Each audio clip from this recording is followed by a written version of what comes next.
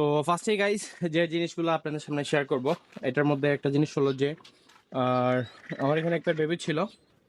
এই যে আলহামদুলিল্লাহ বাচ্চা দুইটা অনেক ভালো আছে আর মোটামুটি সুস্থই আছে, কোনো ফক্সের কোনো চিহ্ন দেখতেছি না এবার। তো অনেকেই মশার কামড়ের জন্য বাচ্চা টিকে দিতে পারতেছেন না রিসেন্টলি। তো এটা নিয়ে একটা ডিটেলস একটা ভিডিও আসবে যে আমি আমার বাচ্চাগুলোকে কীভাবে মশার কামড় থেকে রক্ষা করতেছি। ভিডিও দেখেন, একদম সুস্থ এক পেয়ার বাচ্চা আছে এখানে, আর এইখানে একটা পেয়ার বাচ্চা আছে। এটা হলো সবুজ গলা গিরিবাজের বাচ্চা। তো এই দুইটা বাচ্চা মাশাআল্লাহ বড় হয়ে গেছে, ওদের সুন্দর মতো ফেদারও চলে আসছে।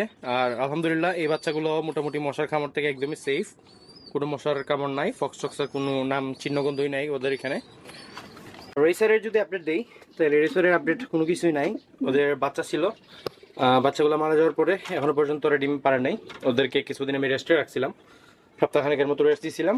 রেস্ট দেওয়ার পরে আবার আজকে আবার নতুন করে পেয়ার করছি বলতে আলাদা রাখছিলাম, আবার আজকে একসাথে দিছি। এইটাই ওদের আপডেট। হয়তো বা রিসেন্টলি ওরা ডিম টিম দিবে। আর এখন চিন্তা করছি যে ওরা যদি ডিম দেয় তাহলে ওদের ডিমগুলো অন্য কোনো কবুতর নিজে চেলে দিব, এছাড়া কোনো আর ওয়ে দেখতেছি না। আর এদিকে আমাদের ভিটিওমা প্যাটার্নিও আছে ঝামেলার মধ্যে, কারণ ওদের কাছ থেকে কোনো বাচ্চা কাচ্চা এখনো পাইতেছি না। ওরা আমার বাসায় প্রায় 1.5 বছরের মতো হয়ে গেছে, এই নিয়ে 3-4 বারের মতো ডিম পারছিল। তো ডিম পাড়ার পরে বাচ্চাগুলো সার্ভাইভ করতে পারি নাই, জানি না হয়তো বা আল্লাহর ইচ্ছা বাচ্চাগুলো সার্ভাইভ করে নাই। তো ওদেরকে এবার খাঁচা রাখছি, এর আগে কখনোই ওরা খাঁচা ছিল না। তো খাঁচা রাখছি, এবার দেখা যাক কী অবস্থা, ডিম টিম পারে নাকি, ডিম পারলে কী অবস্থা হয় না হয় সব কিছু আপডেট আপনাদের সামনে শেয়ার করবো। আর আরেকটা জিনিস, এখানে একটা কবুতর আছে, জ্বালালি কবুতর। তো ও আমার বাসায় বেসিক্যালি খাবার খাইতে আসে প্রত্যেক দিনই। তো আজকে একটু আটকায় রাখছি, হয়তো বা নেক্সট টাইম আর আসবে না। তো হয়তো বা ছেড়ে দিব কিছুক্ষণ পরেই।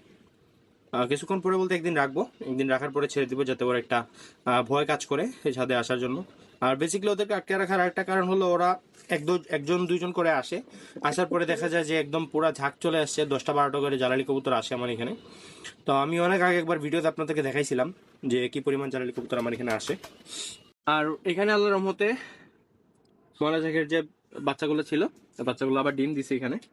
আর এখানে যে মেইন পেয়ারটা, এই পেয়ারটা এখানে আছে। আর আরেকটা জিনিস আপনাদেরকে দেখাই, এইখানে হলো আমার বাচ্চার যে ঘরের বাচ্চাটা ছিল, এই বাচ্চাটা রিলেট হওয়ার পরে ওর সাথে একটা পেয়ার করছি সেম। এগুলো হলো আপনার চিলা দেশি কবুতর। তো আলহামদুলিল্লাহ ওরাও ডিম দিয়ে গাইজ দুপুরবেলা কবুতরগুলোকে খাবার দিতেছে ছাদে। তো যেহেতু গরম পড়ে গেছে, কবুতরের ডায়েটটা একটু চেঞ্জ করছি। যেখানে দেখেন গমের পরিমাণ একটু কমই আছে, আর অন্যান্য জিনিস যেগুলো আছে ওগুলো মোটামুটি বেশি। আর কবুতরকে ধান টান এখন তেমন একটা দিতেছি না। আর সরিষা টরিষা একদমই বন্ধ করে দিয়েছি, যেহেতু গরম পড়েছে খুব।